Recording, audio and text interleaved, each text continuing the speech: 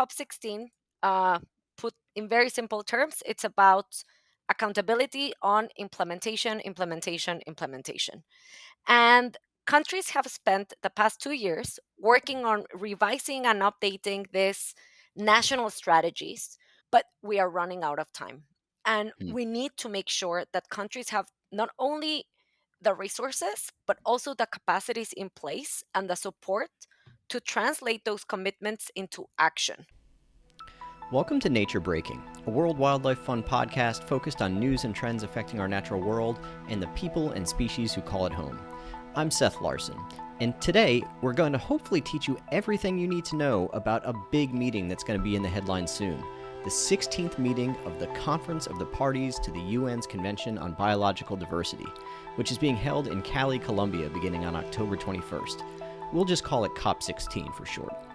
You're probably more familiar with the climate COP that happens every year, but the biodiversity COP is a critical forum for addressing the loss of species and ecosystems. And 2 years ago, at COP15 in Montreal, the nations of the world agreed to a new Global Biodiversity Framework, which set a goal to halt and reverse nature loss by 2030. Next week's meeting in Colombia is the first opportunity to take stock of progress towards that goal. Joining the show today to tell us more about COP16 and what's at stake is Lucía Ruiz, WWF's Director for Conservation Areas. Lucía will be attending the conference in Colombia next week and is going to help us understand what needs to happen and what success looks like at this important meeting. One more note for U.S. listeners. The United States is the only UN member state that hasn't actually ratified the Convention on Biological Diversity, and therefore it'll be attending this month's conference as an observer rather than a party to the convention.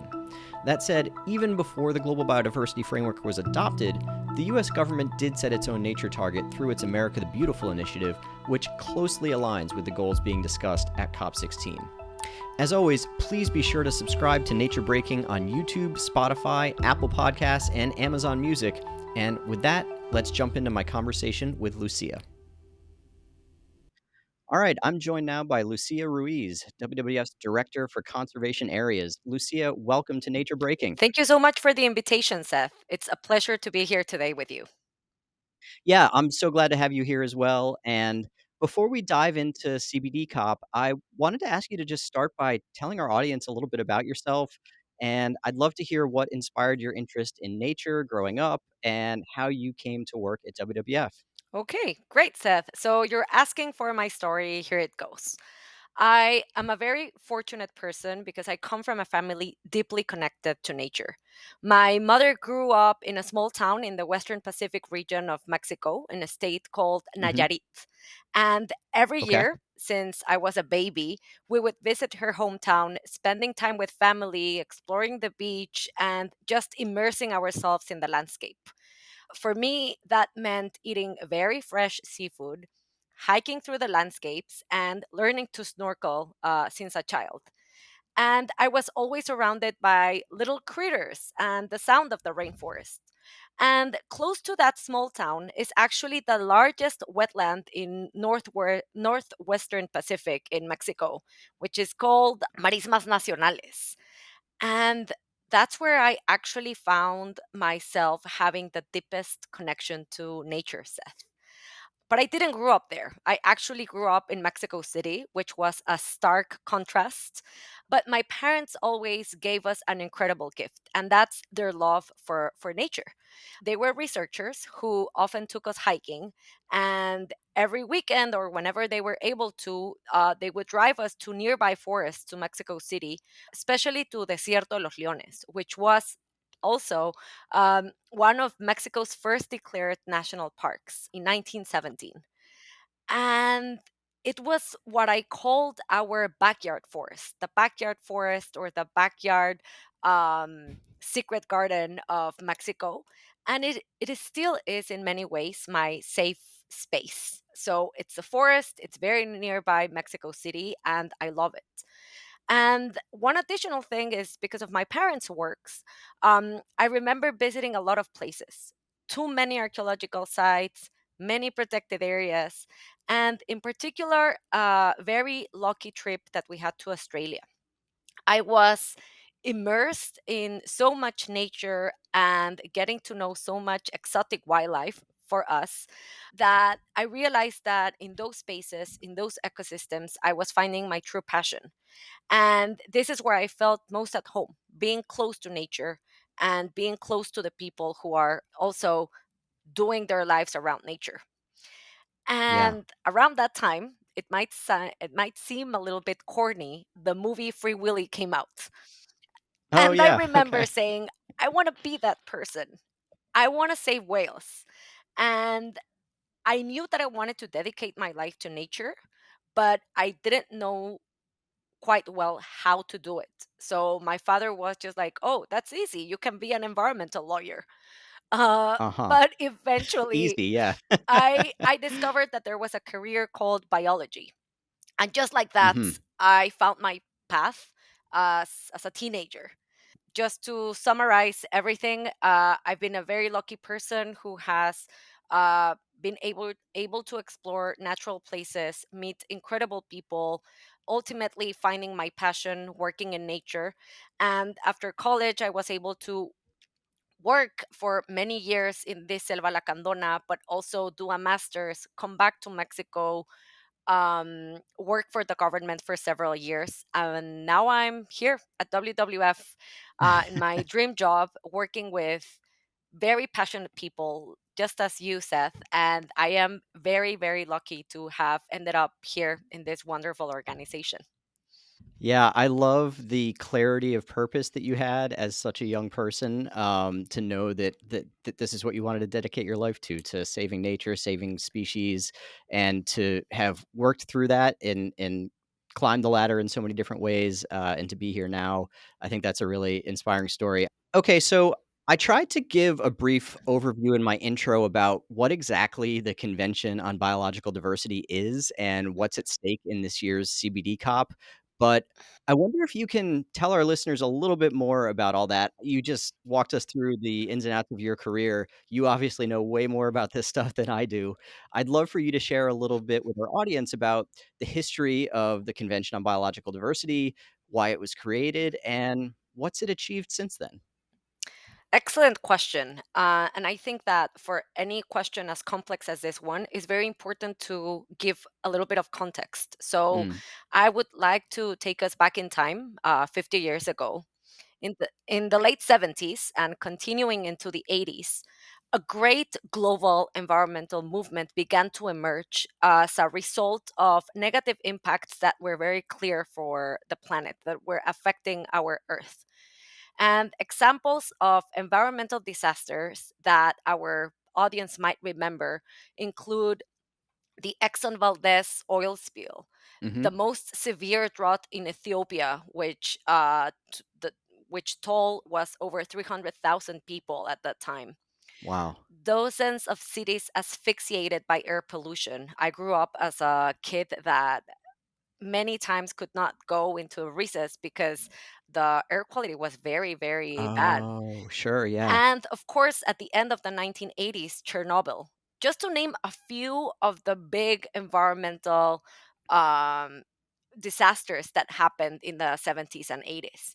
So, this environmental movement became stronger and pushed the United Nations to actually recognize the need to develop international agreements to tackle environmental challenges that no single country could solve by itself or alone. And this led to the creation of key international treaties or conventions, as they are known, including the Convention on Biological Diversity, which we are referencing to today, which was adopted in 1992 at the very famous Rio Earth Summit that took place in Rio de Janeiro, Yeah. alongside the very famous Convention on Climate Change, and a third one, which is like the third sibling, a Convention on Desertification. But what you mentioned, Seth, is very important, and it is right. The Convention on Biological Diversity, or CBD, as experts like to call it for short, has three objectives: conserving species and ecosystems, ensuring sustainable use of natural resources, and then sharing the benefits of biodiversity. And what we have found is that nature really had this watershed moment with Rio, Hmm. Before the Rio Convention, nature was a nice to have, to say it in a way. And after Rio, it made a turning point. It pivoted the interest, the agenda on global policy with a focus on actually delivering um, results to protect the nature we all depend on. So you also ask, Seth, what has it achieved in these Yeah. 30 years? And the CBD has helped countries around the world not only to expand protected areas, of course, but to support sustainable value chains like agroforestry, like sustainable fisheries, also enhancing sustainable forest management, mobilizing funding for nature. It has raised awareness of biodiversity's importance, driven national strategies, which I will address, I Yeah, hope, we'll get there. in the future, and brought together diverse voices to tackle the challenges of biodiversity loss. So, to actually respond to that movement that began in the late 70s, late 80s. So, just to summarize again, this convention has served as a game changer to address the environmental agenda strategically, but also to draw attention to a topic we all depend on in every single activity we do every day: nature. So, Seth, you wake up and you probably brush your teeth with water that comes from nature. Mhm. You have breakfast, which is fundamentally biodiversity: eggs, fruit, juice, those overnight oats that probably a lot of our audience love. Don't forget about coffee, that's very important. Coffee, of course, it's one of the most important, not only ingredients of a whole breakfast, but of course, it is fundamental to make sure that nature, protected areas, and communities are acknowledged to make sure that value chains, as the one as the coffee, is maintained over time. Yeah. So it seems like the CBD has really, in addition to achieving some concrete outcomes, really also provides a platform for governments to interact with each other to really talk about what the problems are that they're facing and to figure out strategies to move forward as a global community. Right? These meetings happen every other year. We're coming up. We'll talk more about the upcoming conference shortly, but it's COP16. It's the 16th meeting. Um, and so the fact that these meetings happen every other year in and of itself can be a big deal, right? It's a place for the people who really care about this stuff from national governments to get together and have these conversations. It is very important what you are saying, and I would like to add, just to make reference to recipes that we were talking about, breakfasts. It's not only the government; it's also a diversity of stakeholders who Yeah. are engaging in these conversations and in these biannual meetings. It's indigenous organizations, it's non-government organizations as WWF and Mhm. hundreds of others. It's also gender groups. Youth plays a fundamental role. And more recently, private sector and the finance sector are pretty much engaged and interested on how can they contribute to this nature agenda. So all in all, it's about, of course, the government's commitments, what they are pursuing to make sure that we save nature, but also understanding that not no government can achieve this by themselves. We need to make sure that we walk hand in hand with other stakeholders. Yeah. Well put. So I want to talk about the moment that this year's biodiversity conference is happening at. It seems like a really critical moment in time for the nature agenda. We know that the loss of nature is intrinsically and inextricably bound up with climate change, and the last year has really brought that to light. We've had innumerable climate records, from the hottest day on record, the hottest month on record, and on the nature side, we've seen record-breaking droughts in Brazil that have really impacted communities in that region of the world, that have uh, dried up rivers and impacted biodiversity. And I wanted to just ask if you can talk about the context that this conference is happening in, coming up in Colombia, with all of these different challenges related to climate change and nature loss, and just talk about why it's important for this to be happening at this moment in time. Yes, of course, Seth. As many people out there probably have heard, climate change and biodiversity are two sides of the same coin. Mm, And actually, you discussed this just a few episodes ago with Dr. Stephanie Rowe, yeah. focusing on the extreme heat waves and what these Hmm. climate trends mean for our present and our future. I would just like to highlight that just a couple of weeks ago, also Brazil, 60% of the country's surface was on fire. Yeah. So the Why was challenges, it 60%? I didn't realize it was that much. 60% of the country was under fire. And I Wow. get the goosebumps, really, because it's not only about a specific region. We normally hear about the Amazon or we will hear about the Pantanal, 60% of the country. And you see the pictures, and they are just, you get the goosebumps, you get scared, and it's just beyond what your imagination could have. So, the challenges are deeply connected. The loss of nature undermines our ability to address climate change and vice versa. The climate crisis is accelerating actually biodiversity loss. So it's a very synergistic agenda, and we need Hmm. to make sure that we understand that if we don't advance on the climate agenda, we won't advance on the nature one.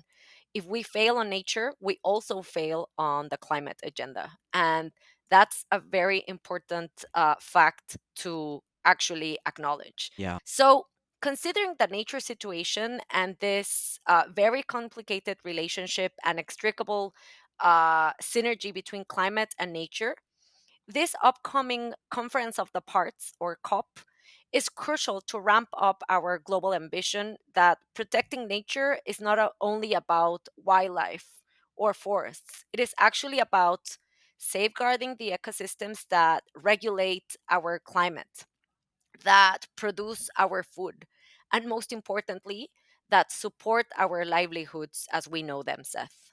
Yeah. Yeah, and I wanna talk about how COP16, this next conference, can help, to advance some of those goals. But first, I think we should probably talk about what happened at the last Mm. CBD COP, right? Because that's important context heading into this one. So, 2 years ago, CBD COP 15 in Montreal was really a watershed moment for nature in the same way that the Paris Agreement was a watershed moment for the climate movement. The outcome of that conference was the nations of the world agreed to something called the Global Biodiversity Framework, which is kind of the nature parallel to the Paris Agreement. And so, what is the Global Biodiversity Framework and why was it such a big deal? It was a very big deal, and it was again a turning point. So, Seth, I just want to share before going into the technical part of the story that the final negotiation to adopt the text extended until 3 in the morning. So I Yeah. can still remember minute by I was minute. gonna say, were you there in Montreal? I was there in Montreal, and we would be said like, "Oh, this is going to begin at 10 p.m. Mhm. Oh, one more hour," and it was 3 in the morning, and then finally everyone sat down, and the presidency of the COP, held by China during that COP, then made the announcement that they had a proposal of text. Fortunately, it was agreed by 196 parties to this Convention on Biological Diversity, and it was adopted. But I think that many of us were already drained and very, very worried that this would not happen, actually. So Yeah. it was the best outcome that we could have had. And this historic agreement actually commits nations to halt and reverse nature laws by 2030. It serves as a North Star to guide countries in their actions, setting very ambitious targets for conserving and restoring ecosystems, addressing the drivers of nature loss, and enabling conditions to achieve this halting of biodiversity loss, ensuring as well a human rights based approach. Yeah. I can tell you about many of the targets. Let me just make a very quick summary of some of them. Yes. Um, One of the most significant outcomes, and the one that is most well known, is the commitment to conserve 30% of the planet's land and ocean by 2030. It's Hmm. usually known as 30 by 30. The framework also highlights the importance of restoration. There are sites that have been degraded so much that we need to ensure that these sites are attended and that we bring nature back to ensure the resilience in those sites. Other important targets address how unsustainable practices need to be addressed. So there was a huge commitment to um, repurpose or to redesign how subsidies that are harmful to biodiversity should be supporting actually positive nature outcomes. And also, countries committed to mobilize $200 billion per year for biodiversity. So this is very important because it's not only about the goodwill and the ambition of very well written targets, it's Hmm. also about those enabling conditions. And these ambitious commitments that were made by all of these countries, now that we have this clear roadmap, this North Star that we are headed towards, the challenge is about implementation. So we need to see how this overarching global framework lands into the countries, into national plans. So, COP16, which will be in just a couple of weeks, will be critical in making countries accountable on how they are advancing on implementing actually those commitments that they adhere to. COP15 was a watershed moment, Seth, as you well mentioned, because it provides us with a comprehensive plan, but now the story is about ensuring we move from the promises, the pledges that were made, to actually actions. And that's where the real opportunity and, of course, huge challenge lies ahead of us into COP16. Yeah. So let's keep pulling on that thread and follow that a little further.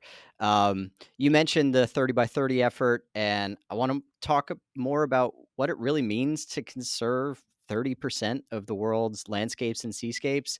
The the most famous model, I think, here in the US for something like that is our national park system, which protects huge areas from development and enables wildlife and natural ecosystems to thrive. Many other countries have created similar parks. They're often called protected areas. And I'm curious if the 30 by 30 effort would focus mostly on the creation of more parks or the expansion of existing parks, or are there other models that could help attain that 30 by 30 goal? Well, you know me, Seth, and this is my favorite topic. So I hope that I can summarize everything in a short intervention. So let's begin with the US and then we zoom out. The US National Park System is a very well known model. It works very well, covering over 85 million acres. And it complements its efforts with lands managed by other agencies, including the US Fish and Wildlife Service, NOAA, the Forest Service. But globally, there are over 300 different types of protected and conserved areas, Wow. each one with unique levels of protection and activities allowed, depending, of course, on national contexts and needs. So, if we zoom out to this global ambition of Target 3, commonly known as 30 by 30, that has the objective, has the aim to ensure that by the end of this decade, 30% of the planet will be under some type of conservation scheme. We need to focus also not only on the numbers, but on the quality. And Yeah. how are we working this hand in hand with other stakeholders? So, for our audience, perhaps, Seth, I would just like to make a precision on 3 points. Great. The first one, it's more than only parks. this 30 by 30 target isn't just about adding more surface, adding more protected areas, or expanding the current ones. It is about recognizing a broader range of conservation efforts. This includes sites managed by indigenous peoples, by local communities, but also by private sector, also by academia. Um, these sites outside of formally declared protected areas are known as other effective area based conservation measures, or OECMs, and they can play a key role for conservation outcomes. So basically, it's recognizing the diversity of ways that people around the world are conserving and have conserved nature for a long time, and also ensuring that those sites can be secured from threats outside of those sites, and also ensuring that those natural and social values are recognized. So it's beyond only the numbers. So that would be my first point. Yeah, I think that's an important point, and I think it's helpful for people to understand that, yeah, it's not that the world needs to draw a line around 30% of the planet and say, like, "No one's allowed to ever go in there." It's about recognizing these existing models where people are living in balance with nature already and have been doing so for centuries and saying, "Okay, let's help them keep doing that, because that's valuable and that's something that's already happening." Of course, and it's supporting those sites from external threats. Mhm. But if we want to make sure that that conservation is happening with the stakeholders that have stored at those sites for many years, we also need to focus, and that's my second point, we need to focus on management and governance. So, as you're saying, putting a label on 30% and achieving the number is not enough.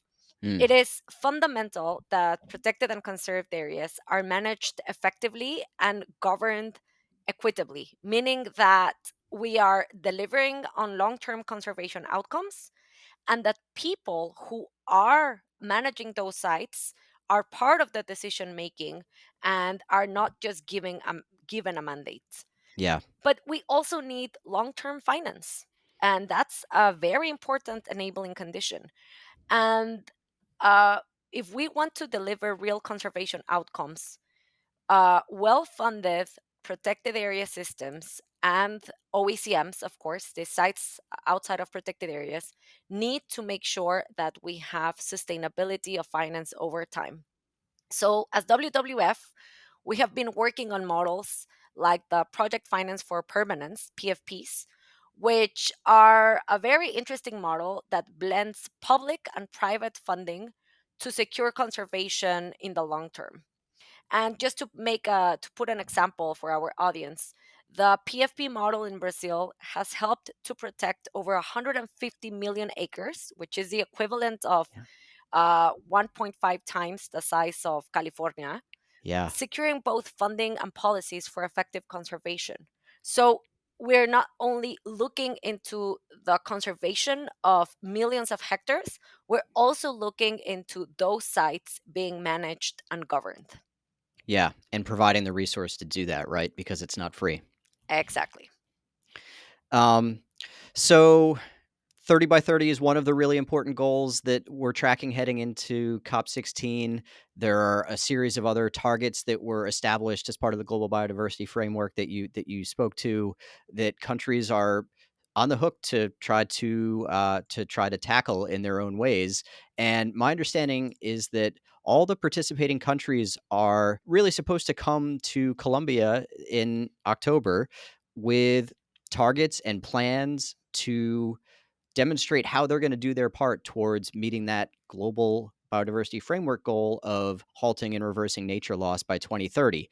But a recent WWF analysis showed that countries are actually pretty far behind in terms of doing what's needed to meet those targets and those and to deliver on those action plans. So I'd love for you to tell us more about that process and where things currently stand heading into COP16. Yes, of course, Seth.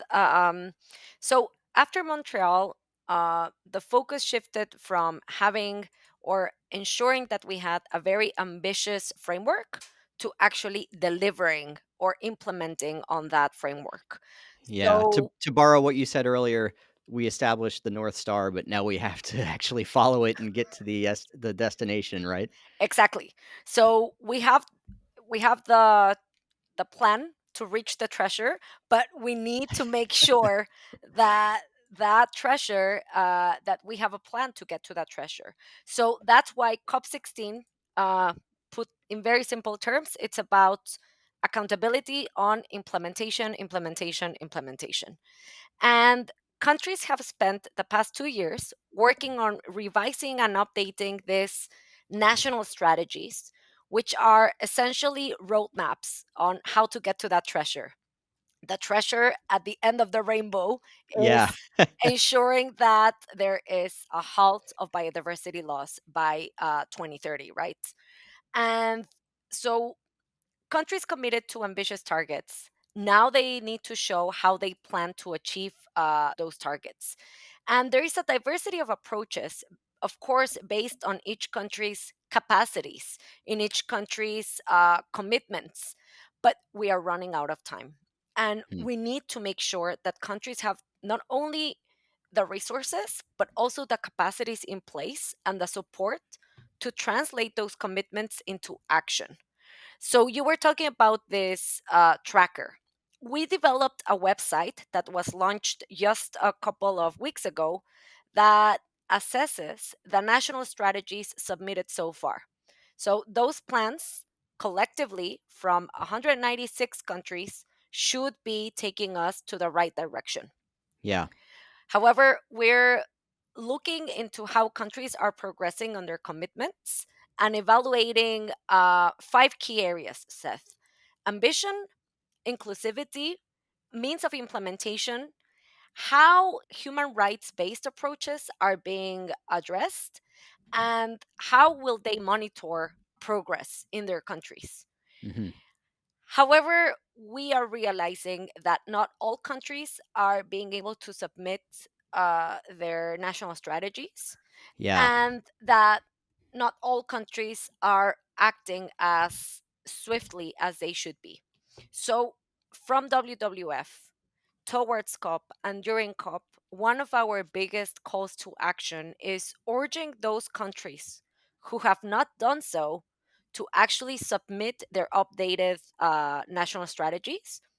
And if there are countries who have already been able to submit them, or who are a little bit more advanced in the process, mhm, we encourage as well for them to support others in doing the same. yeah. We need to make sure that we are hand in hand, elbow to elbow, to make sure that we are walking this uh, as a joint team, because we cannot see some countries being left behind. We need to make sure that everyone is supportive. And we need to see well funded, inclusive national strategies and ensure that countries are sharing challenges and collaborating to create a global movement that truly conserves biodiversity and does not stay on paper, that it actually delivers those commitments, those promises, those pledges that are being made on paper.